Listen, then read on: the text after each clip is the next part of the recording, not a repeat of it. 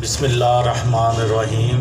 لاکھوں درود پاک حضرت محمد صلی اللہ علیہ وسلم اور آپ صلی اللہ علیہ وسلم کی آل پر۔ السلام علیکم۔ میرا نام افتخار احمد ہے اور آپ میرا یوٹیوب چینل نالج دیکھ رہے ہیں۔ آج میں آپ کو 19 اور 20 فروری کے جو اہم واقعات ہیں وہ آپ لوگوں کی خدمت میں پیش کروں گا۔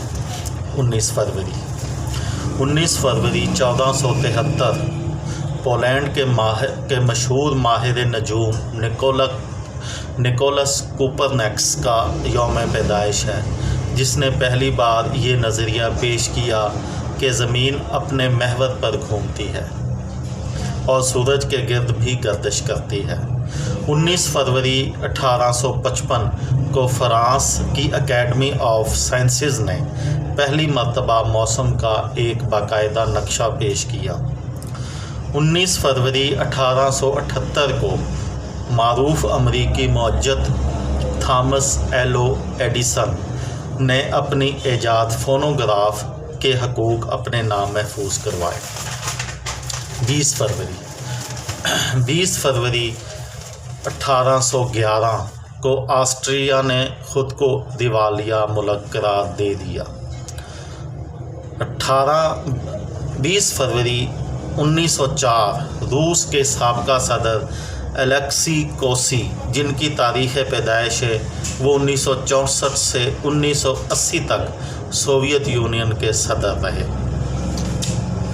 20 فروری 1907 کو مشہور روسی کیمیاء داں دمتری مینڈلیف کا انتقال ہو گیا، جس نے مختلف عناصر کا پیریاڈک ٹیبل کے بارے میں اس نے بالکل درست پیشن گوئی کی تھی کہ خالی جگہوں پر ان عناصر، دھاتوں اور گیسوں کے نام شامل کیے جائیں جنہیں اب تک دریافت نہیں کیا جا سکا۔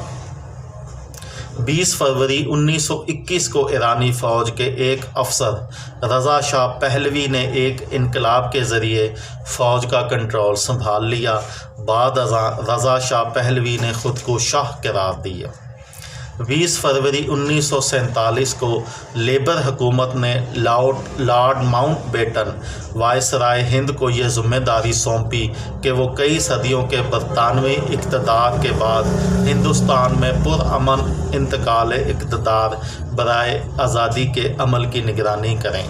برطانوی حکومت نے اعلان کیا کہ آئندہ سال جون تک برطانیہ ہندوستان سے رخصت ہو جائے گا، لیکن جون 1948 کی جگہ اگست 1947 میں ہی برطانیہ کو ہندوستان چھوڑنا پڑا۔ 20 فروری 1962 کو امریکی خلا باز جان گلین نے فرینڈشپ 7 نامی خلائی جہاز میں زمین کے گرد 3 چکر لگائے۔ بعد ازاں یہ خلائی جہاز کامیابی سے سمندر میں اتر گیا۔ 20 فروری 1997 کو چین کے رہنما ڈینگ زیاؤ پنگ انتقال کر گئے۔ وہ 3 سال قبل سیاست سے ریٹائرڈ ہو چکے تھے اور ان کی عمر 92 سال تھی۔ یہ میری آج کی ویڈیو تھی۔ اگر کسی دوست کو، کسی بھائی کو، کسی بہن کو اس سے فائدہ ہو تو مجھے دعاؤں میں یاد رکھیے گا۔ دل پاکستان، جان پاکستان۔ السلام علیکم۔